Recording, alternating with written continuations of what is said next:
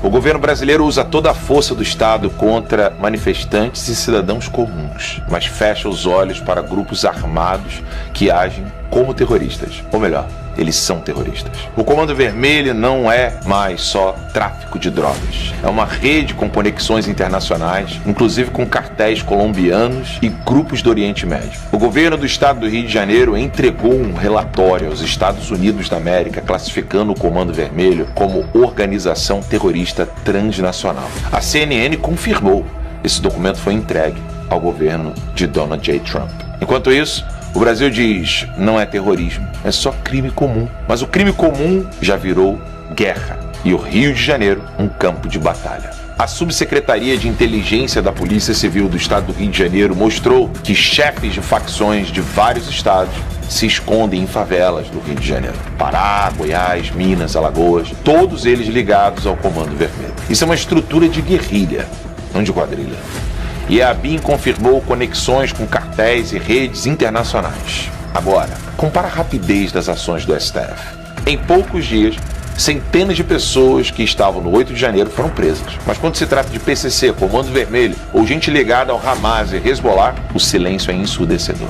Tem até gente na lista da Lei Magnitsky, sancionada pelos Estados Unidos, que continua com empresas ativas no Brasil. E pasmo, não estou falando do Alexandre de Moraes. E ninguém toca neles. Nenhuma investigação, nenhuma sanção. O que o Rio de Janeiro está fazendo é histórico. Chamando as coisas pelo nome certo. Narcoterrorismo. E o recado do governador Cláudio Castro é claro: ou some ou suma. Narcoterrorismo não é política, é uma questão de soberania. Compartilhe. O Brasil precisa entender e acordar para compreender quem é o verdadeiro inimigo.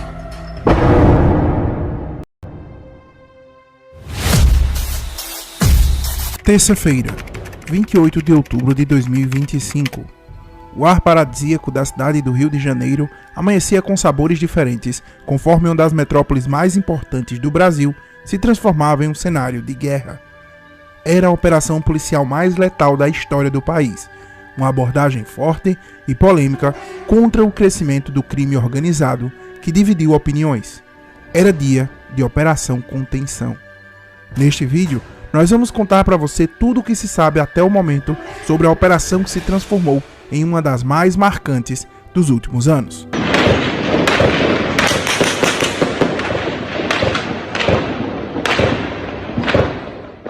...121 mortos, 15 horas de combate, 2.500 agentes entre policiais civis e militares envolvidos. A grandeza da Operação Contenção vai muito além de números e tinha como objetivo frear o avanço territorial do Comando Vermelho, principal facção criminosa do estado do Rio de Janeiro, em uma mega operação nos complexos da Penha e do Alemão, na zona norte da capital fluminense. De acordo com o governo do estado, os confrontos começaram por volta das 6 da manhã, conforme a cidade acordava, e só terminaram à noite, por volta das 9 horas. Durante este período, a região inteira foi transformada em uma verdadeira zona de guerra.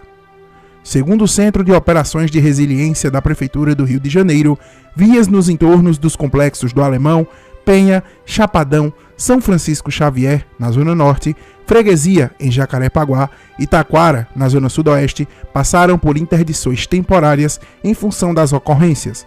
Segundo a Rio Ônibus, mais de 100 linhas tiveram seus itinerários alterados. De acordo com o Mob Rio, os corredores Transbrasil e Transcarioca do BRT, além dos serviços de conexão do BRT, foram impactados pelas ocorrências. Diversos trabalhadores tiveram que voltar a pé para suas casas, aumentando a sensação de insegurança e o medo de muitos. Ao longo do dia, as forças de segurança afirmaram ter prendido 113 suspeitos e apreendido 118 armas, entre elas 91 fuzis, 26 pistolas e um revólver, além de artefatos explosivos e drogas que ainda estão sendo contabilizadas. De conflito, barricadas e veículos queimados escureciam o horizonte da cidade com um caos que assustou até quem estava longe do conflito. Durante a operação, criminosos utilizaram drones equipados com explosivos para atacar as forças de segurança, uma das primeiras ocorrências desse tipo registrada no estado. Pode parecer apenas um avanço da tecnologia, mas a atitude surpreendeu devido ao nível de organização que as facções teriam atingido. Devido à natureza do combate, que foi de zonas urbanas até regiões de matas, o número de mortos foi sendo atualizado aos poucos. Inicialmente, o governo do Rio anunciou 64 mortos. Depois, a Defensoria Pública chegou a falar em 130 mortes, mas o governo do estado revisou o número para 119 após os primeiros levantamentos. Na quinta-feira, 30 de outubro, com a chegada de novos corpos ao Instituto Médico Legal, o total subiu para 121, incluindo os 4 policiais que participavam da ação. Com esse número, a operação supera o massacre do Carandiru, ocorrido em 1992 em São Paulo, que deixou 111 mortos. Ou seja, a Operação Contenção já é considerada a ação policial mais letal da história do país. Os policiais mortos, 2 civis e 2 militares, foram homenageados pelo governador Cláudio Castro, do PL, na quarta-feira, 29 de outubro. As vítimas foram identificadas como Marcos Vinícius Cardoso de Carvalho, comissário da 53ª DP, Rodrigo Veloso Cabral, policial da 39ª DP, e os sargentos do BOPE Cleiton Serafim Gonçalves e Eber Carvalho da Fonseca. Segundo o governo do estado, todos serão promovidos póstumamente em reconhecimento ao serviço prestado. Nas redes sociais, Cláudio Castro afirmou que o Rio de Janeiro amanheceu de luto e chamou os agentes de bravos policiais que deram a vida cumprindo o dever de proteger a população fluminense. O governador destacou ainda que eles serviram ao Estado com coragem e lealdade, defendendo o que acreditavam, um Rio de Janeiro mais seguro e livre. Em entrevista coletiva no Palácio Guanabara, Castro classificou a operação como um sucesso e afirmou que as únicas vítimas dos confrontos foram de fato os policiais mortos. Abre aspas, temos muita tranquilidade de defender o que foi feito. De vítima, só tivemos os 4 guerreiros que deram a vida para libertar a população. Fecha aspas, disse o governador. Ele também rebateu críticas sobre os excessos e questionamentos sobre possíveis vítimas inocentes. Para Castro, o confronto aconteceu em área de mata e não em regiões residenciais. Abre aspas, não creio que tivesse alguém passeando na mata num dia de conflito, por isso podemos tranquilamente classificar de criminosos. Fecha aspas, afirmou. A mega operação repercutiu fortemente dentro e fora do país, com cobertura da imprensa internacional.